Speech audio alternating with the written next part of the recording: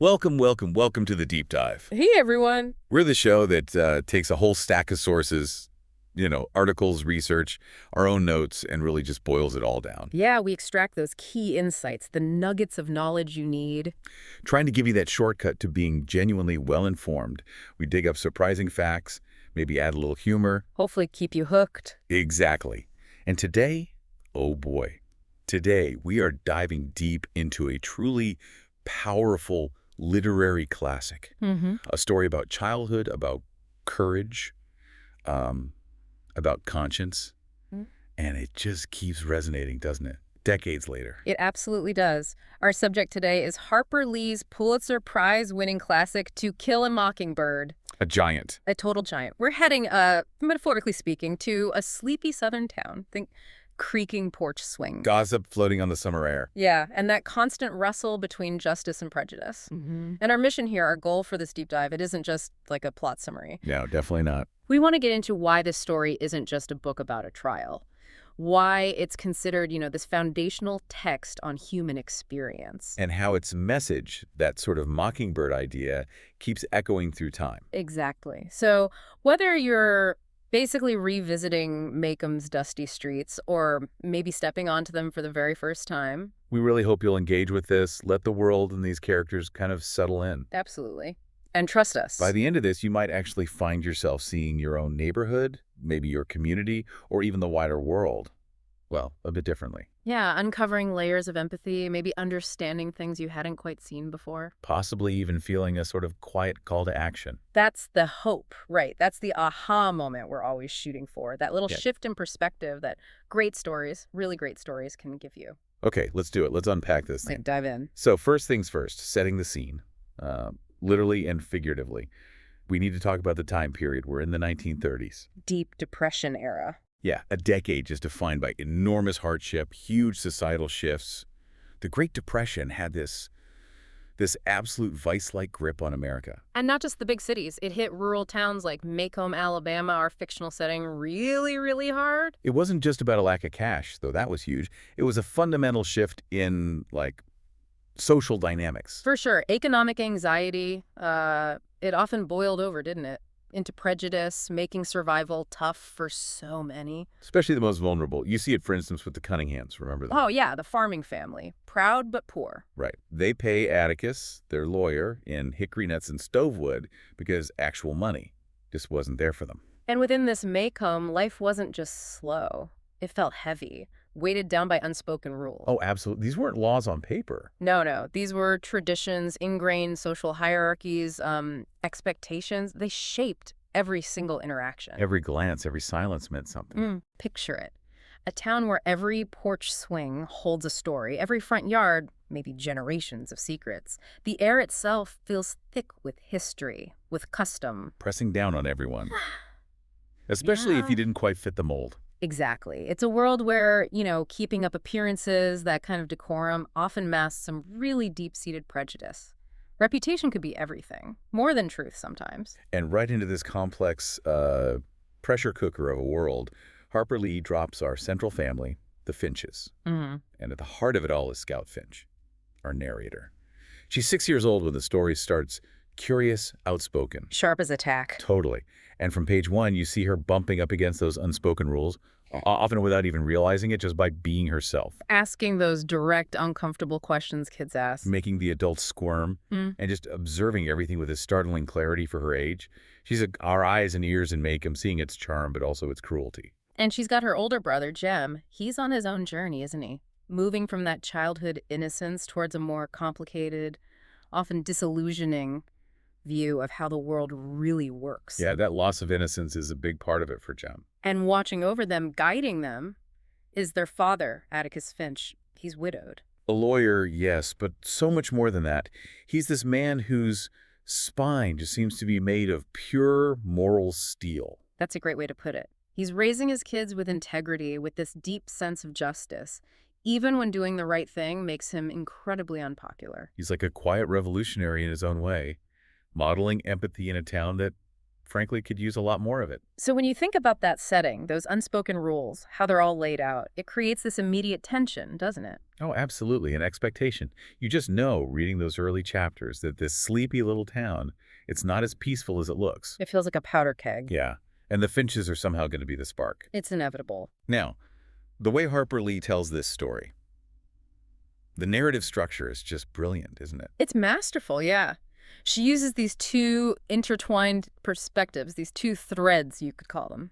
And it's how they play off each other, how they contrast so sharply, that gives the book so much of its power. It really does. It's like she's asking us to walk down two different paths and make them at the same time. What's so clever is how seamlessly they're woven together. Mm-hmm. Can you maybe unpack those two threads for us? Sure. So the first thread, it's this really beautiful, sometimes quite heartbreaking child's eye view of innocence. Right, the childhood stuff. Exactly. It focuses on those everyday things, summer adventures, neighborhood games, the stuff that feels universal about being young. Those endless sun-drenched summer days that felt like they'd last forever. That's it. We see Scout, Jem, and their friend Dill just living, playing games, exploring, getting into mischief. It's very nostalgic, actually, full of laughter and wonder. And the big focus of that childhood thread, the thing that really grabs them, is Boo Radley. Oh, Boo Radley.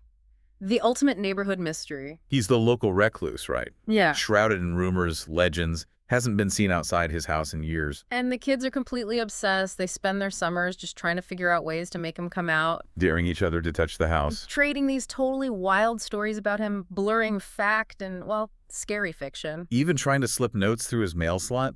It's pure childhood curiosity, isn't it? Fueled by the unknown. And that possibility of a real-life monster hiding just down the street, he kind of embodies all the town's secrets and fears for them. Okay, so that's thread one. Innocent, curious, focused on childhood mysteries. What's the second thread? Well, running right alongside that, often crashing into it, is the second thread. The gripping courtroom drama. This is where the novel really digs into the heavy stuff. Absolutely. This is the social commentary, the moral core. Atticus Finch gets assigned by the court mind you, to defend Tom Robinson. A black man. A black man falsely accused of raping a white woman, Mayella Ewell. And the injustice is just immediate. Stark. It really is. The novel lays out the evidence so clearly, so meticulously in court. Atticus's cross-examination is brilliant. He exposes Mayella's lies, her father Bob Ewell's abusive nature. And proves Tom couldn't have even physically committed the crime he's accused of. Any logical, unbiased jury would see it. The proof is overwhelming. They don't. The jury, completely swayed by generations of racial prejudice, the ingrained belief in white superiority, they convict Tom.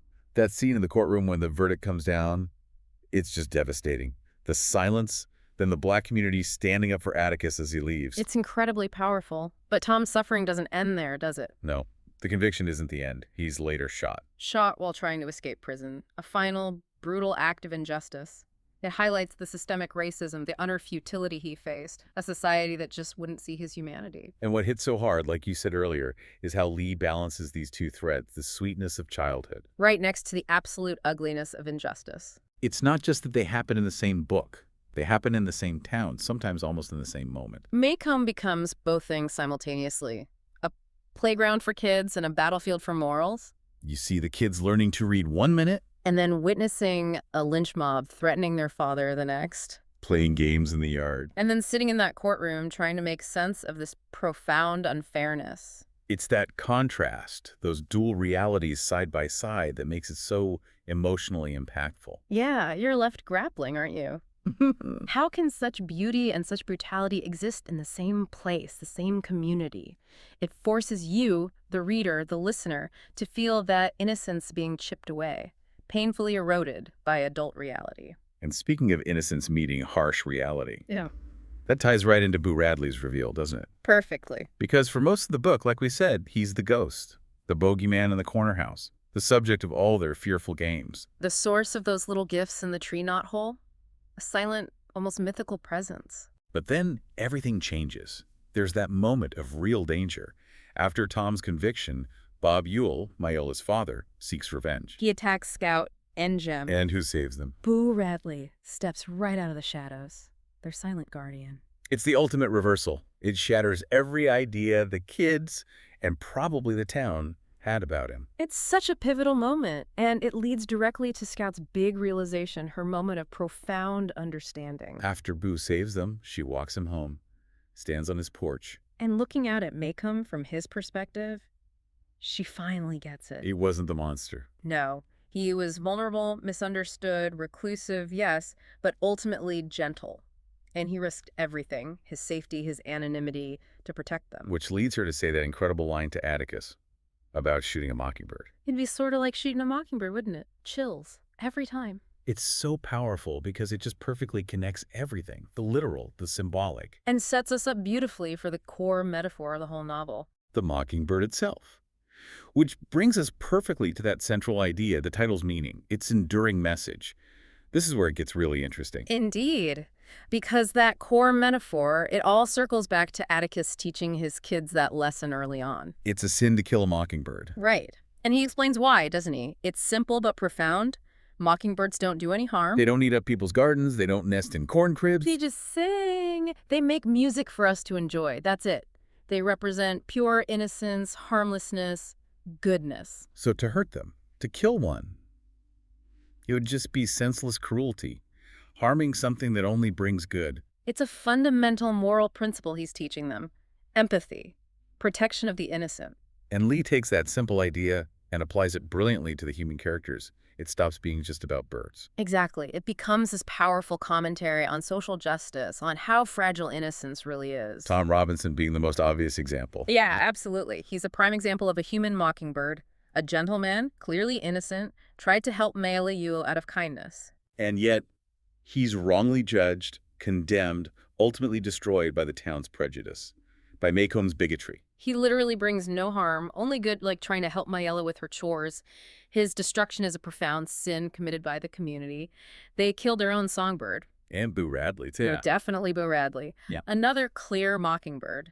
Misunderstood, feared, vilified just for being different, for being reclusive. All those rumors the kids spread. Yet, in truth, as Scout finally sees, he's gentle. He's a protector. He performs the ultimate act of quiet heroism. So society's fear, its prejudice, it harms these innocent figures, traps them, destroys them, forces them into the shadows. Just like killing a creature that only sings. But, you could argue there are others too. What about Dolphus Raymond? Oh, interesting point. The man who pretends to be drunk. Right. So the white townsfolk will leave him alone, give him an excuse for choosing to live with a black woman and having mixed-race children. He has to perform this lie to survive socially. In his own way, he's a kind of mockingbird too, isn't he? Forced into a false persona by prejudice. It really makes you think, who are the mockingbirds in our world today? Exactly. Who are the innocent people, the vulnerable groups, misunderstood, marginalized, unfairly targeted, and what's our duty to protect them?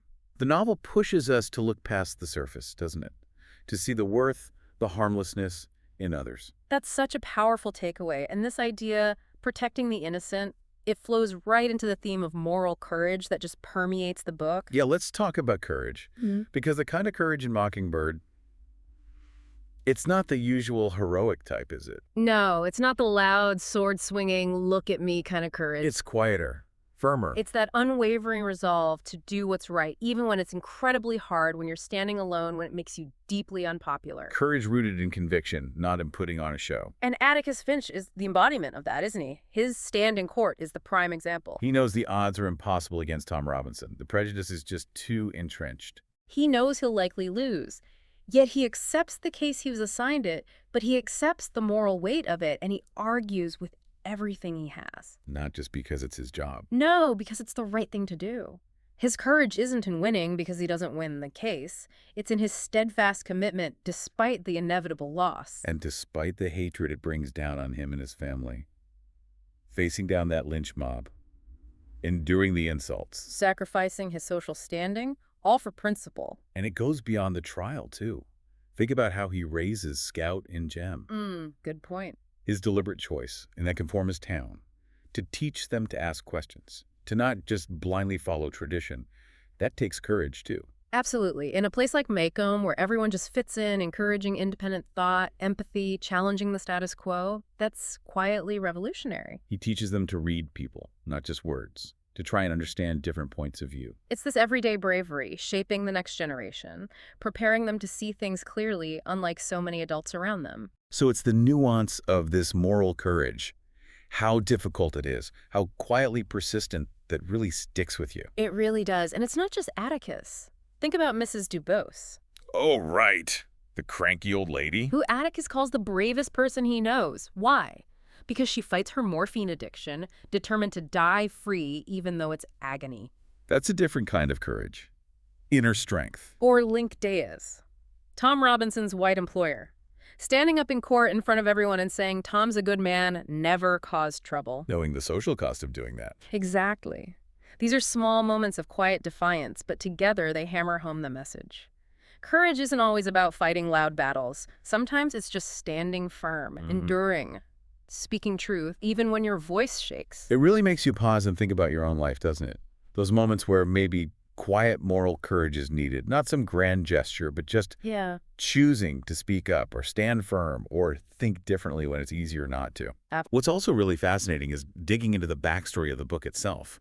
Harper Lee's own life, the historical context, it adds so much depth. Oh, totally. To really get Mockingbird, you have to look at where it came from, what was going on when it was published, how did Lee's own experiences shape it. So when did it come out? 1960, which was just a pivotal year in America, right on the edge of the main thrust of the civil rights movement. Think about that timing. Yeah. The Greensboro sit-ins had just happened, challenging segregation. Brown v. Board of Education was still sending shockwaves. Martin Luther King Jr. was becoming a major voice. So the book landed right in the middle of this massive social upheaval. Exactly. It didn't just reflect the reality of the Jim Crow South, the segregation, the injustice. In many ways, it foreshadowed the huge changes and confrontations about to sweep the nation. It gave voice to things that maybe weren't being talked about so openly yet. Precisely. It tackled the systemic injustice the civil rights movement was fighting against, making it incredibly timely, incredibly relevant right from day one. And the personal connections for Harper Lee are just as strong, aren't they? They make it feel so authentic. Atticus, for example. Atticus Finch, that pillar of morality, he was largely inspired by Harper Lee's own father, Amasa Coleman Lee. Really? Yeah, he was a lawyer in Monroeville, Alabama, the town Maycomb is based on, and he actually had defended black clients in the past. Not a rape case like Tom's, but similar situations facing false accusations. Wow. So Atticus wasn't just made up. No, A.C. Lee was known for his integrity, his quiet strength. That real-life inspiration just grounds Atticus, makes him feel so deeply real. A man who chose right, even when it was hard. And then there's Dill, the kid's summer friend. Ah, Dill. The imaginative, slightly eccentric, playful kid. Who is he based on? Famously, he was inspired by Lee's childhood best friend, none other than Truman Capote.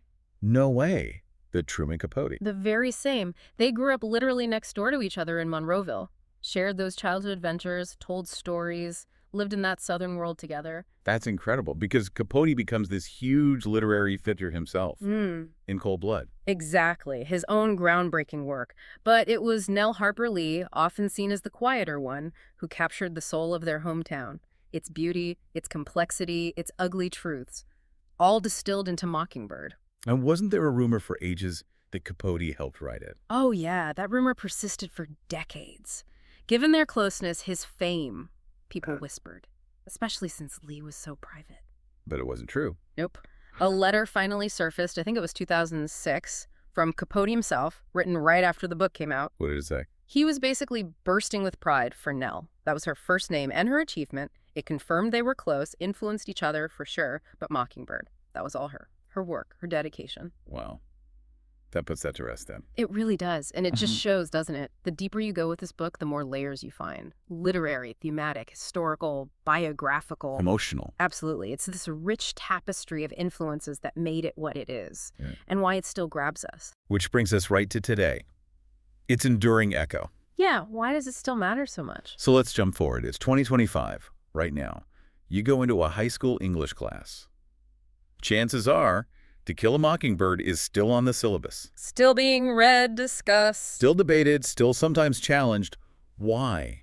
Why does this book, set almost 100 years ago now in this tiny, fictional southern town, still feel so relevant, so current? Well, I think it's because the core questions it raises, they haven't gone away. Questions about race. Race, definitely.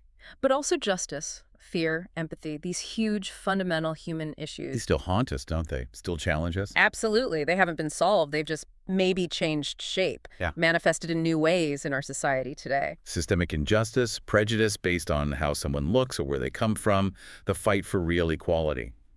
These aren't just things from the 1930s. Not at all. They're in the news headlines every day. They're in the conversations happening in our communities. They're part of the global challenges we're facing. So the book gives us a way to talk about them, a lens. Exactly. A powerful, accessible lens. It gives us a vocabulary, a framework to understand these really complex social dynamics. It makes us ask, who are our Tom Robinsons today? Who are our Boo Radleys? And yet it's still controversial sometimes. People try to ban it from schools. They do. You hear reasons like it's too harsh, too raw, deals with racial slurs, violence. It makes people uncomfortable. Especially for younger students, maybe. The argument that it's too confrontational or the language is inappropriate. Yeah, those arguments come up, but maybe that discomfort is precisely why it needs to be read, perhaps now more than ever. How so? Well, great literature isn't always about making us feel comfortable, is it? Sometimes its job is to challenge us, to make us confront difficult truths, grapple with tough emotions and ideas. So the discomfort is actually productive. I think so. By showing students these raw realities, but through the safety of fiction, remember, Mockingbird pushes critical thinking. It makes them question assumptions, examine their own biases, understand history. And have those difficult but really necessary conversations about justice, morality, responsibility. It allows for reflection that might not happen if we only gave them sanitized versions of life. The discomfort isn't a bug, like you said, it's a feature, a catalyst for growth. That makes a lot of sense. Yeah. It's like stories like this, the really powerful ones, they're more than just stories. They're like bridges. That's a great analogy. Bridges. Yeah, they let us do something amazing. They let us step into shoes we could never actually wear in real life. See the world through different eyes. Right, through Scout's innocent but increasingly clear eyes. Or feel the injustice faced by Tom Robinson. Or understand the isolation of someone like Boo Radley. And by walking in those metaphorical shoes, by really feeling those different perspectives. Maybe, just maybe, they make us better humans, expand our empathy, make us more aware of other people's struggles, their quiet dignities. I absolutely believe they can. It prompts you, doesn't it, to think about other stories that did that for you, stories that shifted your own view of the world.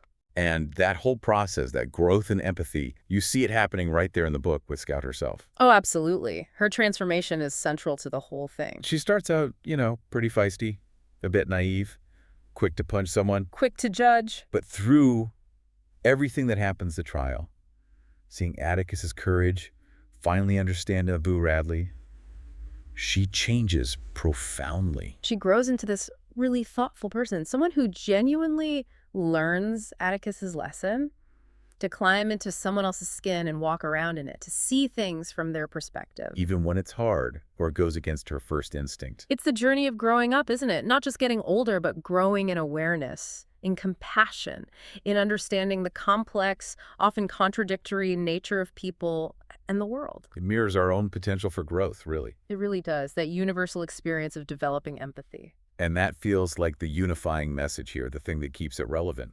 Mockingbird isn't just about the past. No, it's about us, today, tomorrow. Its relevance lasts as long as we, as a society, still have mockingbirds who need protecting. Those innocent, vulnerable people who get targeted, misunderstood, silenced. It's a timeless call, isn't it? Stand up for what's right. Practice empathy. Challenge injustice. Find your own courage, quiet or loud, and let that song of justice, of compassion be heard. So whether you're thinking of rereading this incredible book, or maybe watching that amazing film adaptation with Gregory Peck. Perfect Atticus, or perhaps you're discovering it for the very first time. We really hope the things we've talked about today, the insights from this deep dive, kind of linger with you. Yeah, let the lessons from Maycomb resonate. Let the characters maybe encourage you to look a little deeper into your own world. And if, after listening to this, you find yourself feeling maybe a little more compassionate, a little more curious about the hidden stories, the overlooked people around you, Then maybe, just maybe, you've heard the Mockingbird too. You've started to tune into those quieter voices, understand that quiet heroism. Well, thank you so much for joining us on the deep dive today. It's been great discussing this one. If this deep dive sparked something for you, if it made you think, please consider sharing it with someone else. Rate it wherever you listen, and definitely subscribe to the deep dive so you don't miss our future explorations. And remember, Sometimes the quietest voices, the ones tucked behind closed doors or whispered from the margins, the ones just singing unheard, sometimes those are the voices we need to hear the most. Why is that? Because they often carry the clearest, most profound song. They hold the deepest insights, if only we really take the time to listen.